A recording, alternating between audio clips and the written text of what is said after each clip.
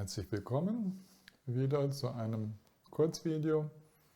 Uns wurde eine Frage zugeschickt: Wie kann ich Entscheidungen treffen, so dass mein Potenzial wirklich voll genutzt wird? Gute Frage.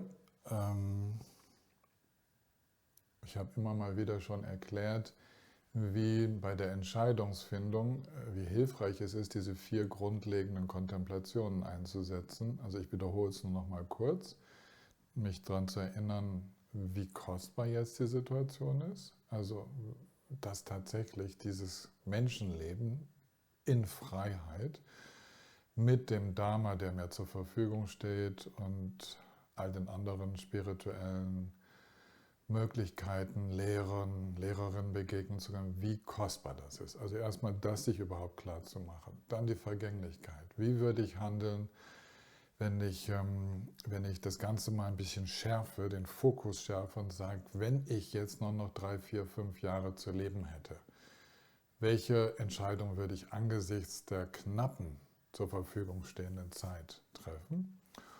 Und welche von den verschiedenen Alternativen, die ich habe, erzeugt welche Art von Wirkung? Also welches Karma wird erzeugt? Wird tatsächlich etwas Heilsames in meinem Geistesstrom freigesetzt, wenn ich in die Richtung gehe oder in die? Wo wird das heilsame Potenzial am meisten gefördert? Und das 4. ist, es hängt damit zusammen, ist aber umgekehrt, also welche Muster würden mich unter Umständen hindern? Also gibt es negative samsarische Muster, auf die bei den verschiedenen Alternativen, die ich bei meiner Entscheidung abwäge, die da unter Umständen anspringen können. Also wenn ich das mache, wird unter Umständen mein Stolz einfach viel zu sehr genährt. Oder wenn ich das mache, führt das mehr in eine Schlaffheit hinein. Oder wenn ich jenes mache, verliere ich da meine Achtsamkeit. Oder.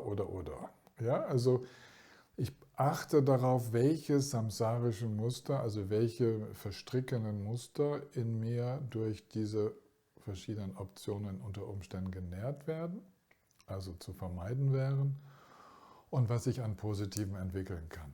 Diese vier Kontemplationen, die sind schon häufiger erklärt worden, und ich möchte heute als Antwort auf die Frage, möchte ich einen etwas anderen Prozess beschreiben.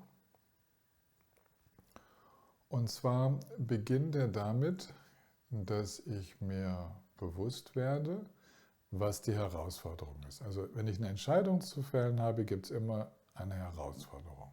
Das andere geschieht ja von selbst, das sind keine wirklichen Entscheidungen. Also etwas ist nicht klar und fordert mich heraus, weise, mitfühlend, sorgfältig abzuwägen und zu entscheiden. Und hier machen die meisten Menschen den Fehler, dass sie anfangen, über die Entscheidung nachzudenken. Das ist ja nicht schlecht, aber wir merken bald, dass wir uns im Kreis drehen.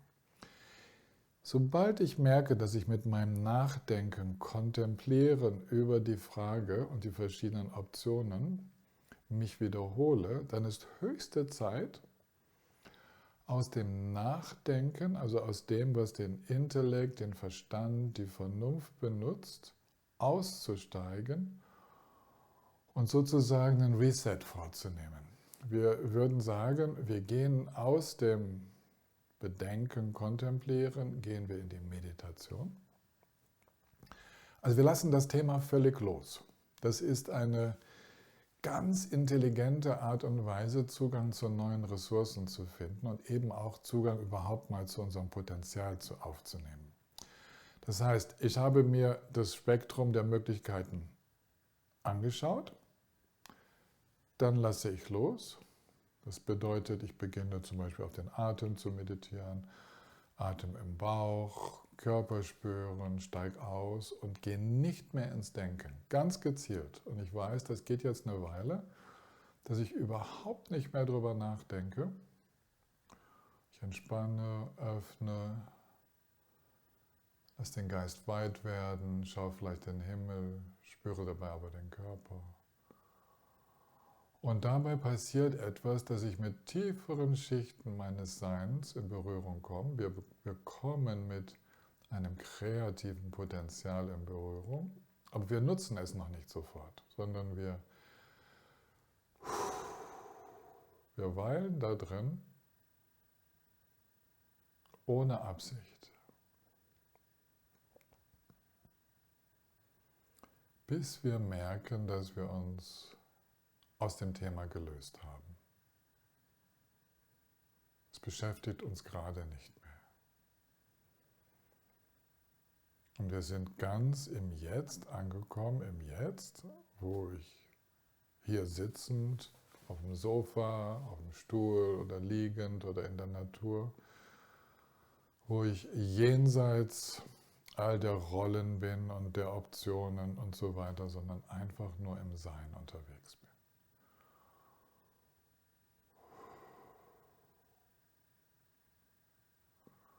Und dann,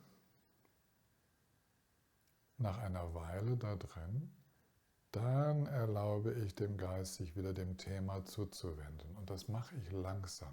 Es geht nicht direkt da reinspringen und wieder drüber nachdenken, sondern ich lasse die Atmosphäre, das Gefühl von dem, was da an Entscheidung ansteht, das, was mir es auch schwierig macht, ich lasse die Situation, in der es eine Entscheidung zu treffen gibt, ich lasse die allmählich ins Bewusstsein kommen und bleib gut verbunden mit diesem entspannten inneren Sein und übe mich da drin, verschiedene Blickwinkel einzunehmen.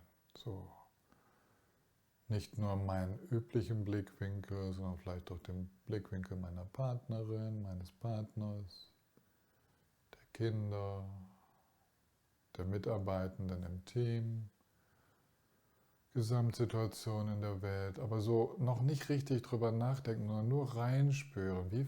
Wie fühlt sich die Option aus verschiedenen Blickwinkeln an? Und es geht ums Gefühl. Und wie ist die Situation? Also ich nutze die hohe Beweglichkeit, die ich jetzt noch habe, wenn ich auftauche aus der Meditation, die nutze ich, um in diesem beginnenden kontemplativen Prozess so zu tun, als wäre das alles ganz neu und ich würde mit einem ganz frischen Blick darauf schauen. Also die Frage ist zum Beispiel, die ich mir dann stellen kann, ist, wenn ich völlig frei wäre, das zu tun, was stimmig ist, wie könnte das aussehen? Wenn ich völlig frei wäre, zum Wohle aller zu handeln in der Situation, wie könnte das aussehen? Wenn ich überhaupt keine Entscheidung zu treffen hätte, was würde ich dann machen? Das ist auch so eine Frage, die wir uns oft nicht stellen. Weil wir unser Leben jenseits der Entscheidung oft nicht mehr vorstellen können. Wir sind so unter dem Druck, dass wir meinen, das muss ich jetzt entscheiden.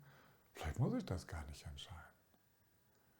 Das heißt, wir gehen so richtig raus aus dem und verlangsamen diesen Prozess des Einsteigens in die Kontemplation. Und was da passiert, das nennt Otto Scharmer, das ist einer, der hat diesen U-Prozess beschrieben. Also das Abtauchen in dieses offene So-Sein, dann das Auftauchen wieder in das kreative Spielen mit Möglichkeiten.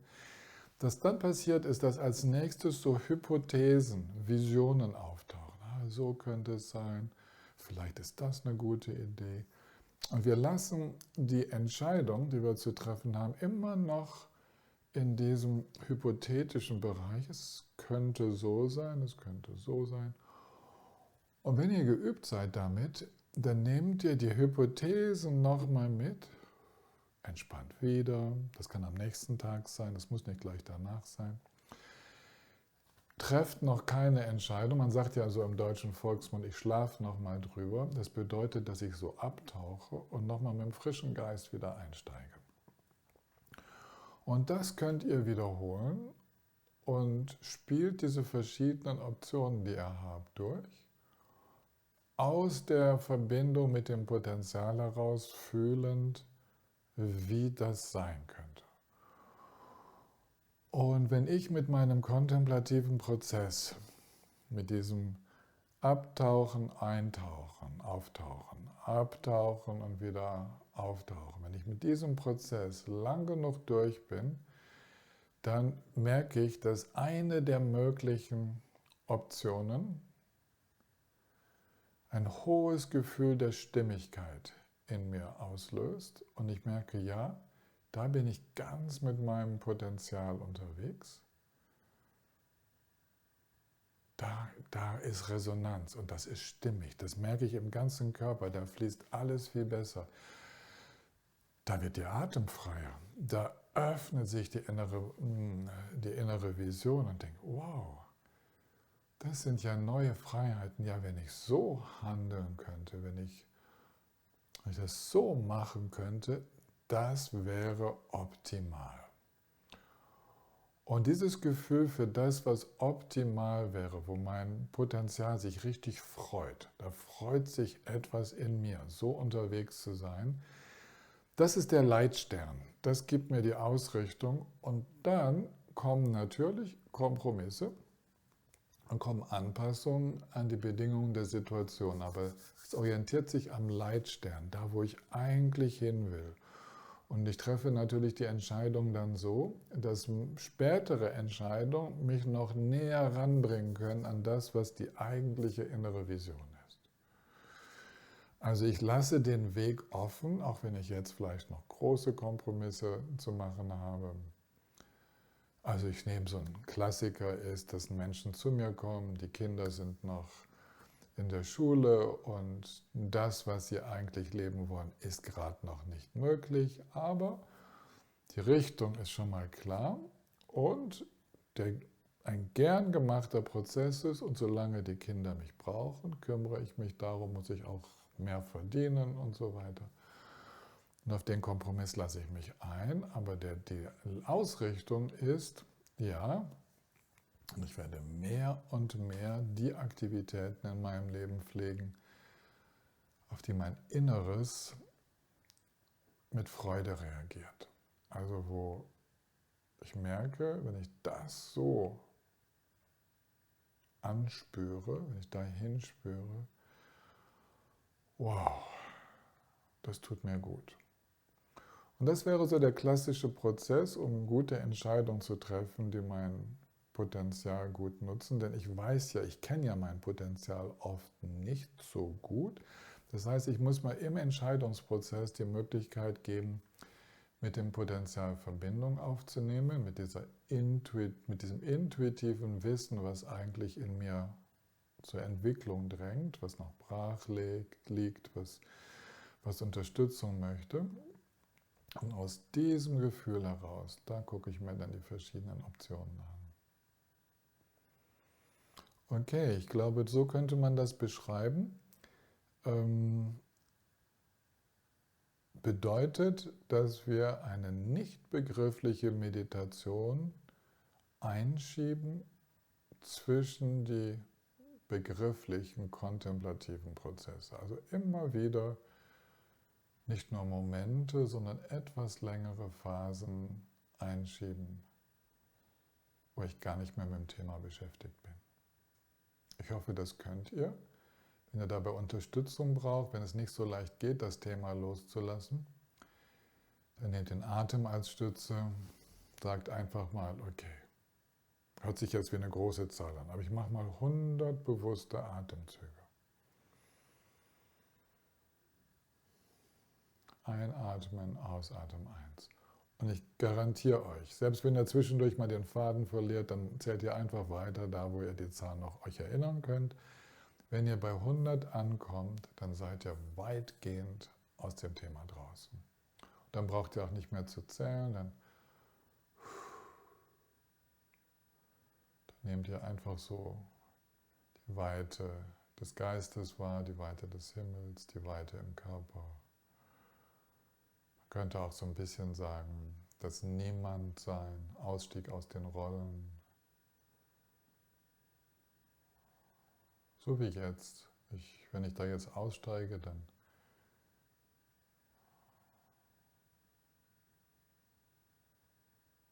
spielt es keine Rolle mehr, dass deine Kamera läuft. Dann ist einfach nur so sein.